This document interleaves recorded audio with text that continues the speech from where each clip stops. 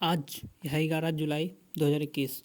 आज के कुछ इम्पोर्टेंट पॉइंट देखेंगे। तो सबसे पहले देखिए, अर्जेंटीना ने कोपा अमेरिका फुटबॉल कप 2021 जीत लिया है। कोपा अमेरिका के फाइनल में अर्जेंटीना ने ब्राज़ील को 1-0 से हराया। कोपा अमेरिका कप ब्राज़ील में आयोजित किया गया था।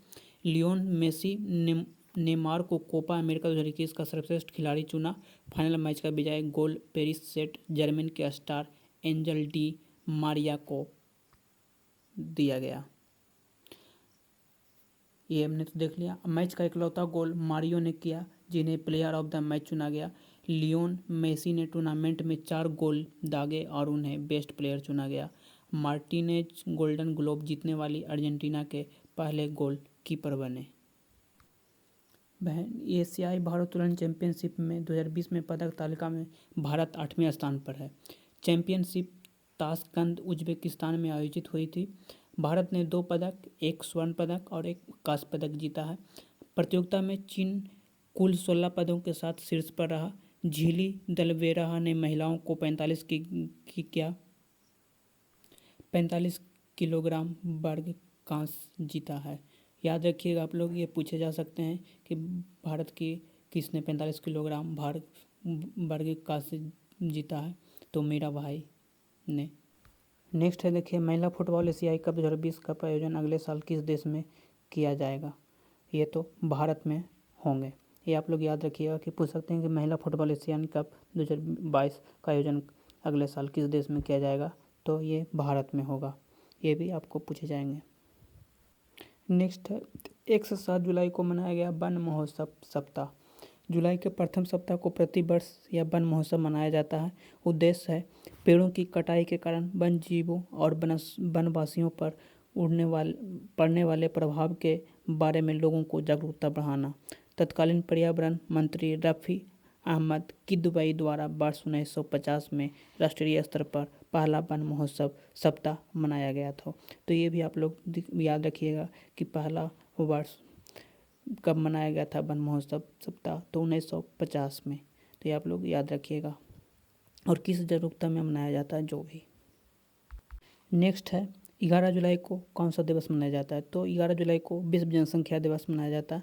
ये भी आप लोग मनाया जाता है। और ये क्यों मनाया जाता है, तो दुनिया भर में बढ़ती जनसंख्या के प्रति लोगों को जागरूक करने के लिए 11 जुलाई 1987 को इस दुनिया की जनसंख्या 5 अरब हो गई थी। पहली बार कब मनाया गया था, तो 11 जुलाई 1989 को। और 2021 का थीम हो गया कोविड-19 महामारी का प्रजनन क्षमता पर प्रभाव।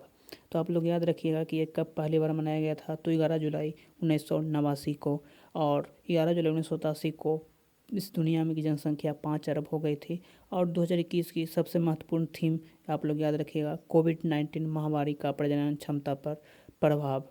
इसको कमेंट करना। नेक्स्ट है, ब्लैक फंगस को महामारी अधिसूचित करने वाला पहला राज्य कौन घोषित हो गया है, तो ये इंडिया का है हरियाणा, जो कि ब्लैक फंगस को महामारी अधिसूचित करने वाला पहला राज्य बन गया है। ब्लैक फंगस का वैज्ञानिक नाम म्यूकोरमाइकोसिस है। इसे महामारी रोग अधिनियम 1897 के तहत महामारी के रूप में अधिसूचित किया जाएगा। डायबिटीज, मधुमेह से पीड़ित लोगों को यह भी ब्लैक फंग के संक्रमण का खतरा अधिक रहता है। ब्लैक फंगस से आँख, नाक, त्वचा और फेफड़ा प्रभावित होता है। तो सबसे महत्वपूर्ण पॉइंट ये है कि ब्लैक फंगस को महामारी अधिसूचित करने वाला पहला राज्य कौन सा बना इंडिया का, तो हरियाणा। ये भी आप लोग याद रखिएगा।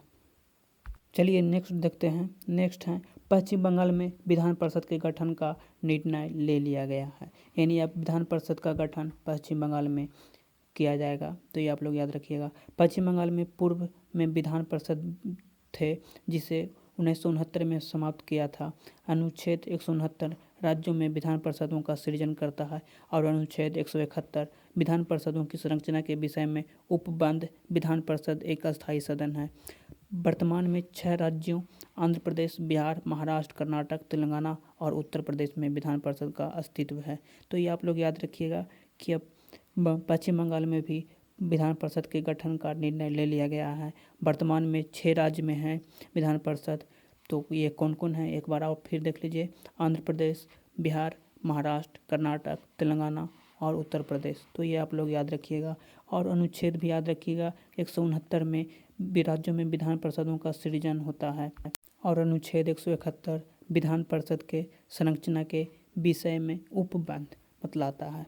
तो ये आप लोग इतना याद रखिएगा, अनुच्छेद 169, अनुच्छेद 171 और वर्तमान में भी कहाँ कहाँ विधान परिषद हैं। तो ये 6 राज्य में है, मैंने आपको बता दिए। चलिए नेक्स्ट देखते हैं, किस भारतीय अर्थशास्त्री को हमबोल्ट रिसर्च अवार्ड 2021 से सम्मानित किया गया। तो ये हैं कौशिक बसु।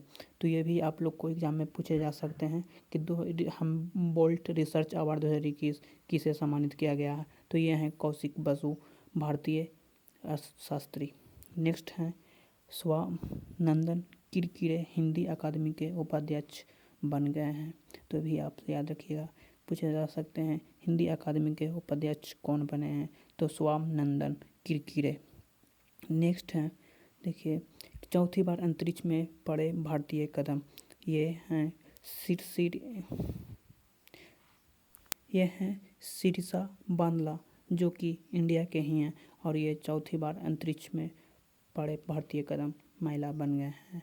और नेक्स्ट एंड लास्ट देख लीजिए, उत्तराखंड में देंगे हर महीने 300 यूनिट फ्री बिजली, ये केजरीवाल ने बोला है। तो ये एक न्यूज़ के इम्पोर्टेंट तरीके से बताए हैं, ये तो एग्ज़ाम में उसे नहीं पूछे जाएंगे। वीडियो देखने के लिए आप लोग को थैंक यू। ये थे आज की, ऐसे ही वीडियो आप लोग को डेली मिलते रहेंगे। तो आपको पसंद आए तो चैनल को सब्सक्राइब कीजिए और वीडियो को लाइक कीजिए और शेयर कीजिए। Thank you.